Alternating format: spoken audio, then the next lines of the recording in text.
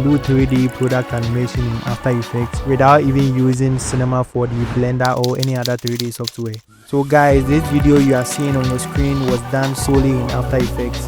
So without wasting my time, let me show you how I did it. It's going to be pretty straightforward. Take and stay with me to the end. So guys, I'm using After Effects 2026. I think this can only be done in After Effects 2026 or 2026 and 2025. Or the older version. I'm sorry, you need to update yourself. Sorry. What we need to do is to bring in our can. I have our can over here. It's left in the link in the description, so you can download it and follow along. So this is my can, so I'll scale it up, press S on the keyboard and increase it. I'll hold Ctrl and click on this icon twice, left click on this icon twice, and the anchor point will be at the center. So guys, the next thing that I'll do is that I'll rotate it for the label to be in front. So I'll press on R and I'll rotate it on Y. So this is what we want. Guys, I think this is cool. So the next thing that I'm going to do is I'm going to animate on the rotation.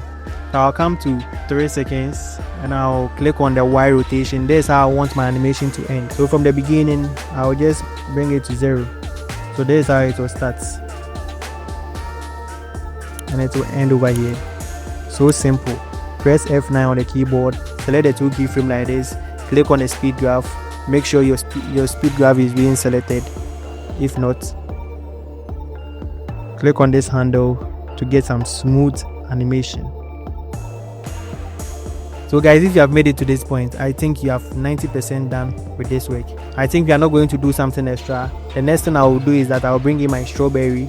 This is my strawberry, it's left in the link. So I'll press S on the keyboard. I'll come to the scale, I'll scale it down. I'll bring it to this side. I think this is cool. I'll duplicate the strawberry. So guys, all these 3D elements were downloaded from Sketchfab. I'll give some randomness to it. I'll rotate this. So guys, you can see from this side, we are getting forward. So the next thing that we will do is to create 2 views. I just want to put one at the back to create depth. You see, in animation, you need to create depth. All of them don't need to come at the same time. Otherwise, it will feel like 2D. So we need to create some depth. But before we will do that, we need to animate the strawberries. So I'll select this one. I'll animate this on Y. I'll hold on Alt and click on the stopwatch. And I'll type in time over here. And I'll add asterisk. And I'll add 50. And I'll copy this, Ctrl C. I'll click on this one and I'll animate it on X. So I'll hold Alt over here and I'll just Ctrl V. Guys, you get it. So this is the kind of randomness I want. The next thing that we need to do is to add some varieties of strawberries to it.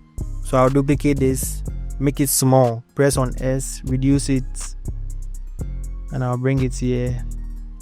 So for this, I'll give some randomness to the expression that we did. So I'll press on R, then click on the arrow over here, then add negative to it. Same to this one, I'll click on R, then add some negative to it. So as I said, we need to create 2 views. So there is one view. We are watching it from the front view over here. We need to create a side view so that we can move things to the back to create depth. So for that, I'll just maximize this thing. There is one view over here. I'll click it and check it, 2 views. So right now, there's an active camera. There's an active camera. But I want to make this one left so that you can watch it from the left side too as well. So I'll select here and come here and make it left. So right now you can see from the left. So let's create a camera. So I'll select it. I'll right click over here, create new camera. I'll go for, let's go for 50 mm. This is okay. So right now, this is where the camera is. I think they are very close to the camera. So I need to move this one backwards.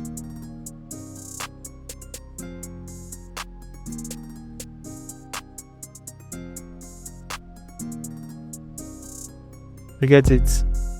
Then I'll press on scale. Right now it's going out of the scene. I'll scale it up. Then if this one is going back, let's bring this one forward. Guys, hope you get it. Guys, hope you get what I'm doing. And let's bring this one back. guys, I think we are done with the two views, so we need to move from two views to one view. But the next thing we need to focus on is lighting. I think the light over here is the default lighting in After Effects, but we need to create our own lighting to make the product appealing. So right click over here, come to new, then add what? Lights. So we change from spotlight to environmental lights. Make sure your intensity is 100 and your shadow too is 100. Then you press on OK. Guys, I think this is cool. So the next thing I'm going to do is that I'm going to bring in my ADRI. We will let ADRI to influence this kind of lighting. So I'll bring in my ADRI to this layer. But this is my ADRI. I'll click on my environment like this, click on the arrow over here, then come to default and take it to Brown Studio, which is the ADRI. So I think this is what we have. So right now we can rotate. You can see before and after. So right now we can rotate on our ADRI like this. You see what you are getting right now. You can also rotate over here. So anyhow you want it. I think this look good. So guys, after the ADRI, you can add another extra lighting. You right click over here, new, then come to lights. Let's add some spotlight over here.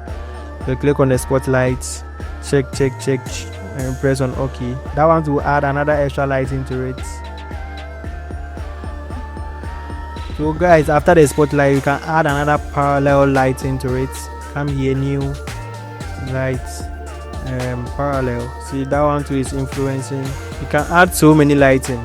So for this, let's reduce the intensity a bit. I think this is okay.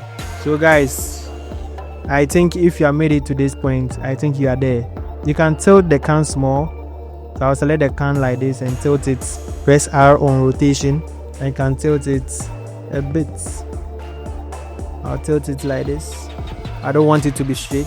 Then I'll rotate it on Z like this. You get it? So guys, I think we're almost there. The next thing we need to do is to create a background for this. So I'll press Ctrl Y and I'll check on any color. It can be white or something. So this is the background. I'll add a gradient to it, or I'll add a fill to it. It can be a gradient or a fill. So let's add a gradient.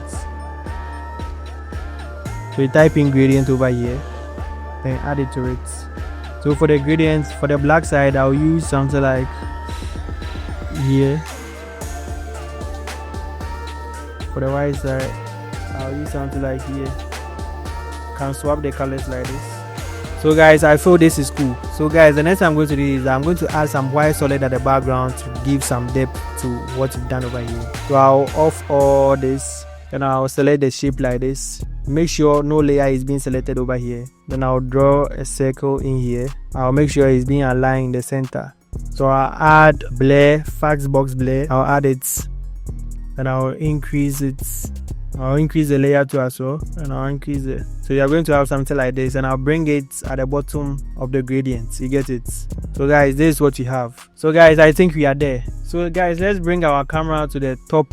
And let's add some null object to it. So I'll select the camera like this, make the null object a 3D, and I'll use the pick web for the null object.